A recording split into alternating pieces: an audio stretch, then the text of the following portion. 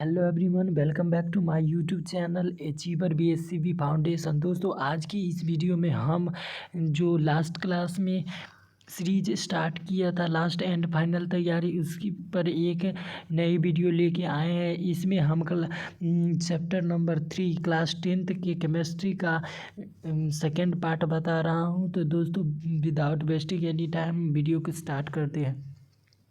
तो देखिए दोस्तों, फर्स्ट क्वेश्चन बोल रहा है, जिस आयन में उसके कण उसमें उपस्थित अपद्रव्यों से भारी होता है, उसे निम्नलिखित में किस विधि द्वारा सांद्रित किया जाता है। मतलब जिस एस्क बोल रहा है उसमें जो कण है ना, उसमें उपस्थित अपद्रव्य से भारी हो, यानी उसमें जो अपद्रव्य यानी क्या बोलते हैं उसको, प्रेजेंट है, वो उसे हम अलग करते हैं गुरुत्व पृथक्करण विधि, जिसमें उसे करते हैं तो वो भारी का नीचे गिर जाता है और ये बोलते हैं अपद्रव्य हल्के होने के कारण उड़ जाते हैं। 30 नंबर, निम्नलिखित में किस विधि द्वारा अशुद्ध तांबे को शुद्ध तांबे में परिवर्तित किया जाता है। तो देखिए दोस्तों, विद्युत अपघटन द्वारा किया जाता है, क्योंकि इसमें आयन से परिवर्तित होकर अशुद्ध रहता है, वो शुद्ध में परिवर्तित हो जाता है। 31 नंबर, निम्नलिखित में किस पदार्थ के बनने के कारण तांबे की प्लेट को आर्द्र वायु में कुछ समय तक खुला छोड़ देने पर उसकी सतह पर हरे रंग की परत बैठ जाती है। तांबा का होगा, मतलब बोल रहा है तो कॉपर से रिलेटेड ही होगा। किस पदार्थ के बनने के कारण तांबे में प्लेट को आर्द्र वायु में कुछ समय तक खुला छोड़ देने पर उसकी सतह पर हरे रंग की परत बैठ जाती है। तो CuCO3 इंटू CuH का होल 2 ये तत्व बनता है, जिसके कारण उसमें हरे रंग की परत बैठ जाती है। 32 नंबर देखिए, निम्नलिखित यौगिक में कौन जल में विलय है, जल में घुलने वाला। तो बेंजीन नहीं होगा, ना कार्बन डाइसल्फाइड होगा, मीथेन नहीं होगा, ग्लूकोज होगा। देखे होंगे दैनिक जीवन में। देखिए 33 नंबर, निम्नलिखित में कौन सहसंयोजक यौगिक है। सहसंयोजक यौगिक मतलब दोनों अधातु से बना हो। तो देखिए दोस्तों, सहसंयोजक यौगिक CCl4 है। 34 नंबर, निम्नलिखित में कौन त्रिय बंधक तत्व है। त्रिय बंधक तत्व मतलब 3 बॉन्ड बनाने वाला तत्व, तो एल्युमिनियम होगा। काहे कि एल्युमिनियम के पास 3 वैलेंस 3 इलेक्ट्रॉन अनपेयर होता है। 35 नंबर, निम्नलिखित में कौन धातु तनु नाइट्रिक अम्ल से अभिक्रिया करके हाइड्रोजन गैस मुक्त कर सकती है। तो देखिए HCl नाइट्रिक अम्ल बोला है, नाइट्रिक अम्ल। तो HNO3 को किसी से रिएक्शन करवाएंगे तो वो H2 गैस कब देगा, जब मैग्नीज से रिएक्ट करेगा तब। 36 नंबर देखिए, निम्नलिखित में किस प्रक्रिया द्वारा धातु अधिक मजबूत हो जाती है। धातु अधिक मजबूत हो जा रही, वो पूछ रहा है किस प्रक्रिया द्वारा। तो ये इसका आंसर होगा दोस्तों, मिश्र धातु में परिवर्तन करते हैं तब धातु मजबूत हो जाता है। 37 नंबर, निम्नलिखित में कौन विद्युत का सर्वोत्तम चालक है, मतलब सबसे ज़्यादा चालक। तांबा, सोना, लेड, सिल्वर। तो सिल्वर दोस्तों सबसे ज़्यादा चालक है। 38 नंबर, निम्नलिखित में किस में धात्विक गुण नहीं पाया जाता है। धात्विक गुण नहीं पाया जाता, पित्तल में पाया जाता है, लेड में पाया जाता है, बेरियम में पाया जाता है, आर्गन में नहीं पाया जाता। का आर्गन इनर्ट गैस है, निष्क्रिय गैस। 39 नंबर, निम्नलिखित में कौन सबसे अधिक क्रियाशील तत्व है। सबसे अधिक क्रियाशील तत्व एल्युमिनियम नहीं, जिंक नहीं, आयरन नहीं, सोडियम, क्योंकि सोडियम S ब्लॉक का तत्व है, इसका वैलेंसी 1 होता है इसीलिए। 40 नंबर देखिए, हेमेटाइट निम्नलिखित धातुओं में किसका एस्क है। हेमेटाइट तो लोहा का एस्क होता है। हेमेटाइट, मैग्नेटाइट, तो लोहा का एस्क होगा। 41 नंबर देखिए, अयस्क में उपस्थित अपद्रव्य कहलाते हैं गैंग कहलाते हैं गैंग। एक मिश्र धातु में 90% कॉपर तथा 10% टीन है, इस मिश्र धातु का नाम होगा। देखिए कॉपर और टीन के ज़्यादा कॉपर और कम मात्रा में टीन के मिलने से ना ब्रोंज बनता है। 43 नंबर देखिए, एक तत्व ऑक्सीजन के साथ संयोग करके उच्च द्रव्यांक वाले यौगिक बनाता है।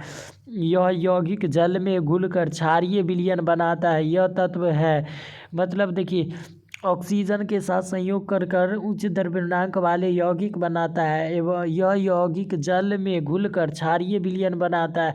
यह तत्व होगा। क्षारीय विलयन कौन बनाता है, यानी धातु के ऑक्साइड होना चाहिए। तो देखिए इसमें कार्बन, सल्फर, सिलिकॉन सब अधातु है। कैल्शियम एक धातु है तो कैल्शियम होगा। 44 नंबर देखिए, निम्नलिखित में कौन धातु स्मारिक महत्व की मानी जाती है। स्मारिक महत्व की मानी जाती है तो एल्युमिनियम नहीं होता है, टाइटेनियम होता है। टाइटेनियम पित्तल है, मिश्र धातु। ब्रोमीन अधातु की अवस्था होती है। ब्रोमीन दोस्तों, ब्रोमीन धातु की अवस्था द्रव्य अवस्था में होती है।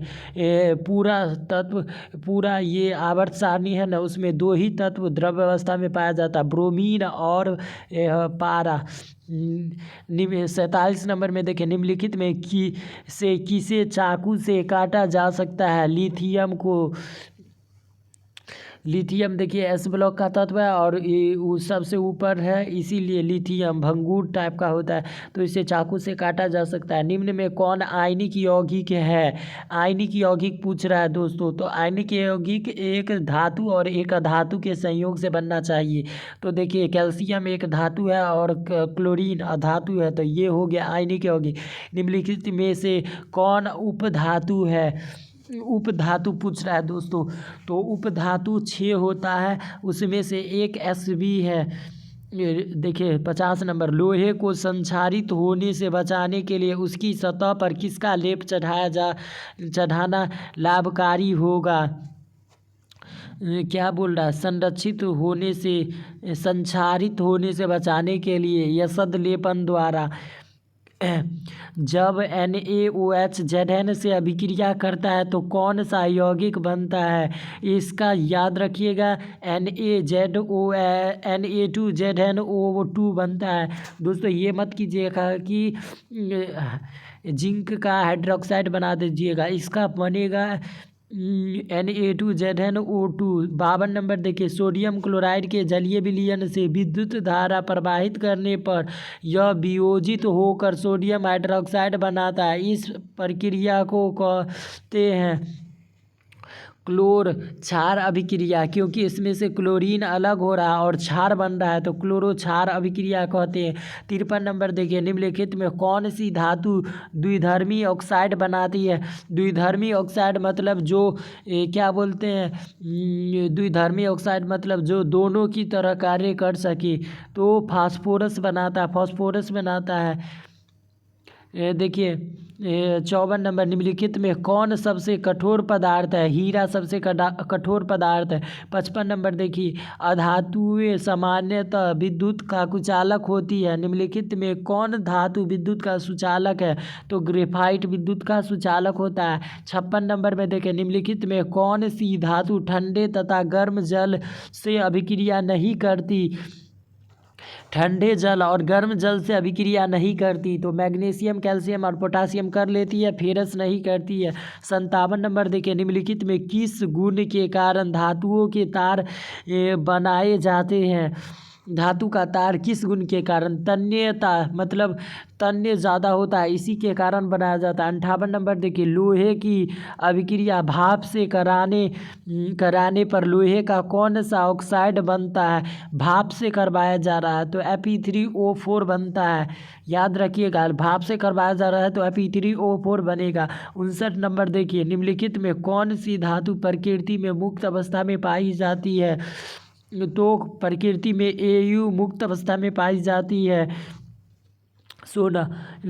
60 नंबर देखिए, निम्नलिखित में किस धातु के निष्कर्षण में कोक का इस्तेमाल किया जाता है।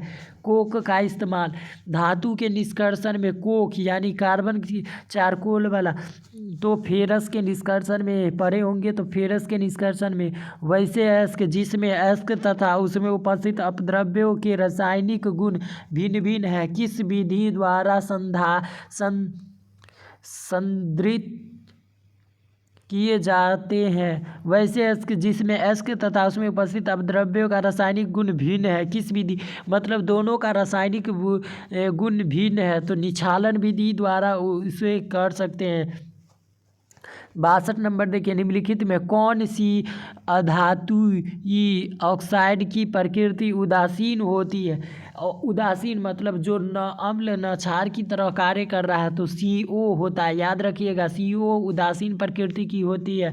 तो दोस्तों आज के लिए बस इतना ही। अपनी तैयारी को और मजबूत बनाते रहिए और इस सीरीज़ को फॉलो करते रहिए। अगर आपको कोई प्रॉब्लम हो रहा हो तो कमेंट बॉक्स में कमेंट ज़रूर कीजिएगा। अगर बोलिएगा तो हम कुछ दिन में लैब सीरीज लाने वाले हैं, जिसमें हम आपको 10th का हर एक चैप्टर का क्वेश्चन एग्ज़ाम की तरह ट्रीट करवाएंगे और आपको आंसर को टिक लगवाना है। तो आज चलते हैं दोस्तों, धन्यवाद।